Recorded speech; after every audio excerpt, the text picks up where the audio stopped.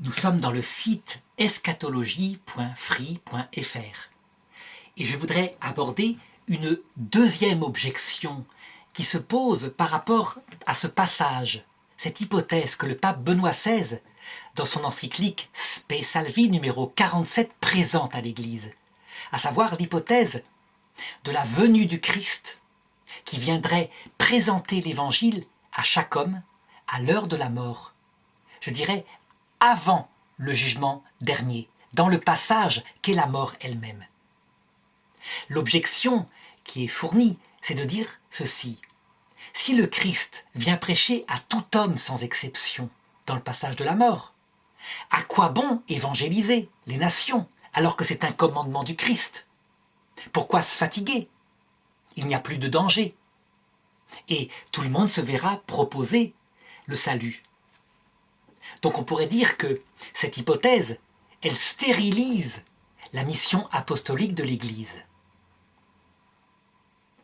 Il faut reconnaître qu'au cours de l'histoire de l'Église d'Occident, qui a été portée par ce qu'on appelle la théologie scolastique, théologie qui a été inaugurée principalement par saint Augustin, qui a été développée par saint Thomas d'Aquin et qui s'est prolongée dans sa synthèse jusqu'au Concile Vatican II.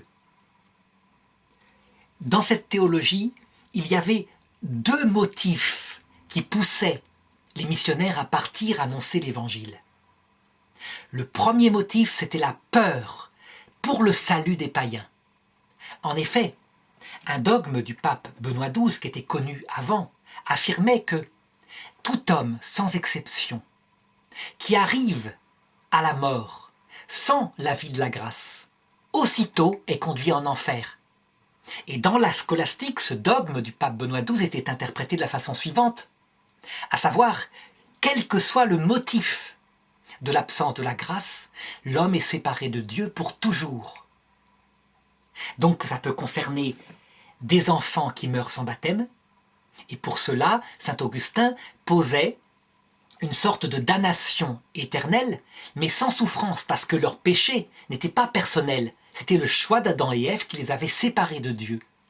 Donc il avait inventé la théorie des limbes éternels. Deuxièmement, les païens. Sauf que la damnation des païens posait un véritable problème à saint Thomas d'Aquin, tout de même. Il en traite une fois dans toute son œuvre, en 3 lignes.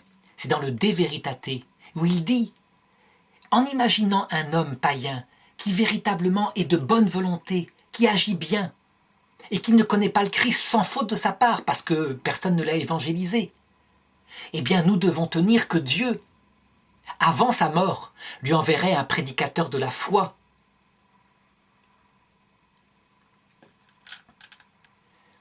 Un peu comme on voit que c'est fait par rapport au centurion Corneille dans les Actes des Apôtres. Donc on le voit, saint Thomas d'Aquin est gêné par rapport à l'idée de la damnation des païens, et donc il imagine une prédication qui se passerait à l'heure de la mort, tout simplement. Il ne pense pas après la mort, puisque le dogme lui dit que non, mais peut-être juste au moment de la mort.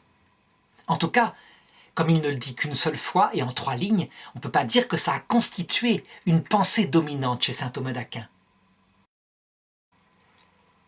On mettait en enfer aussi dans la scolastique tous les hommes qui, chrétiens, profondément croyants, mouraient par surprise en ayant commis un péché mortel de faiblesse, par exemple une grosse colère avec insulte, ou alors un homme qui, une fois, trompe sa femme et qui meurt sans avoir pu se repentir. Eh bien, il les mettait en enfer éternel. On voit des textes, par exemple, du saint curé qui s'appelle le Padre Pio, italien, et qui dit « Alors que le dernier battement de cœur a lieu, le temps de la miséricorde est fini et arrive le temps de la justice. Et un homme aurait beau être repentant, demander pardon de tout son cœur pour son péché, il n'y a plus de pardon, il est mis en enfer. C'est comme cela. C'est parce qu'il est après la mort. » Donc on peut dire que, motivé par cette peur, qui est motivée elle-même par l'amour, les missionnaires partirent dans le monde entier. On peut dire que c'est aussi actuellement cette même peur qui procède de l'amour et qui pousse les témoins de Jéhovah à parcourir deux par deux le dimanche les rues des villes pour annoncer la foi des témoins de Jéhovah, parce que pour eux, celui qui meurt sans être témoin de Jéhovah ne sera pas vivant dans l'éternité, il sera carrément dans le néant. Et donc, comme leur devoir, leur mission du Christ les oblige à aimer les hommes, ils leur prêchent la foi des témoins de Jéhovah. On peut donc dire que cette peur motivée par l'amour est un puissant moteur d'évangélisation. Quelqu'un comme Saint Dominique, paraît-il, passait toutes ses nuits à prier et à pleurer en disant au Seigneur « Mais que deviendront les pauvres pécheurs ?» Et il aurait voulu évangéliser tout le monde, mais il n'avait que ses pauvres forces, malheureusement. Donc on le voit, ça a été un motif extrêmement profond. Le deuxième motif qui poussait les missionnaires à évangéliser le monde, c'était évidemment l'amour, l'annonce joyeuse de la bonne nouvelle d'un Dieu amour. Seulement, cette joie d'annoncer l'évangile était accompagnée de la peur. Et donc il y avait véritablement deux moteurs en même temps, mais qui étaient efficaces. Et on peut dire que c'est grâce à cela que l'Église catholique, portée par la scolastique, a été la plus missionnaire dans le monde entier. S'il est vrai, comme l'indique à titre d'hypothèse le pape Benoît XVI, s'il est vrai que le Christ apparaît aux hommes à l'heure de la mort, ce qui constitue l'acte du jugement dernier, et s'ils peuvent se repentir, si l'évangile leur est annoncé, comme le dit cette phrase de Jésus, cet évangile, cette bonne nouvelle du salut sera annoncée à la face de toutes les nations, puis viendra la fin. Donc ce texte appliqué voudrait dire à tous les hommes sans exception, puis vient pour eux le jugement individuel. Si c'est vrai, alors on peut dire, on doit le dire en conséquence, le moteur de la peur pour leur salut disparaît en partie. Et donc, est-ce que cette hypothèse-là ne viendrait pas, je dirais, stériliser l'apostolat chrétien?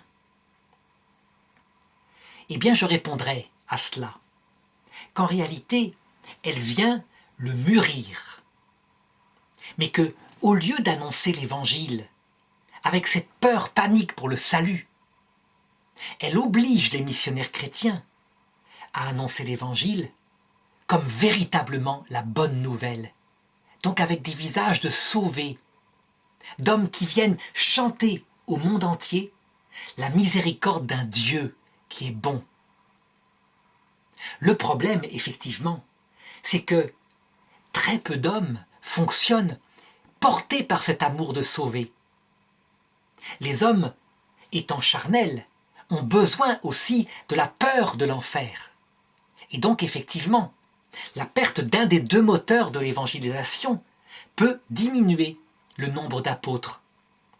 Sauf si un renouveau se produisait, qui donne une église véritablement remplie de chrétiens spirituels et qui annonce dans la joie la bonne nouvelle du salut.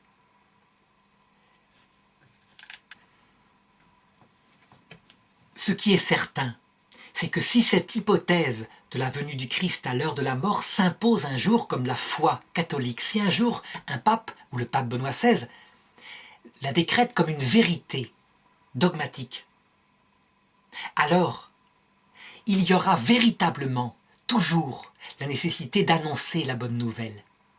Ne serait-ce que parce que dans une humanité affinée, de plus en plus, je dirais, spiritualisée, mais aussi de plus en plus fragile, lorsqu'on voit ces jeunes qui ont tout pour être heureux matériellement et qui sont rongés par l'angoisse parce qu'ils n'ont pas de sens profond à la vie, eh bien, je pense que l'amour, le simple amour, la simple envie de leur faire découvrir cette joie de vivre une vie terrestre où le fardeau est léger parce qu'on sait où on va, parce que la bonne nouvelle emplit le cœur, motivera les apôtres des derniers temps. Je suis certain que si l'Esprit Saint veut bien spiritualiser l'Église de cette façon-là, il y aura des apôtres, et ils seront même extrêmement nombreux, sans qu'il y ait plus besoin de la peur, uniquement par la joie de la bonne nouvelle. cette joie de la faire partager pour que nos pauvres frères et sœurs évitent une vie d'angoisse avant l'apparition du Christ à l'heure de la mort. Le pape Jean-Paul II, d'ailleurs, prophétisait que le 3e millénaire serait celui de l'évangélisation de la Chine.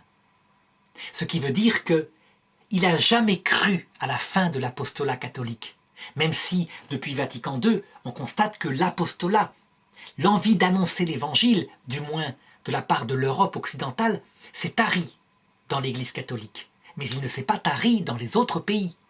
L'apostolat est puissant en Afrique, en Asie.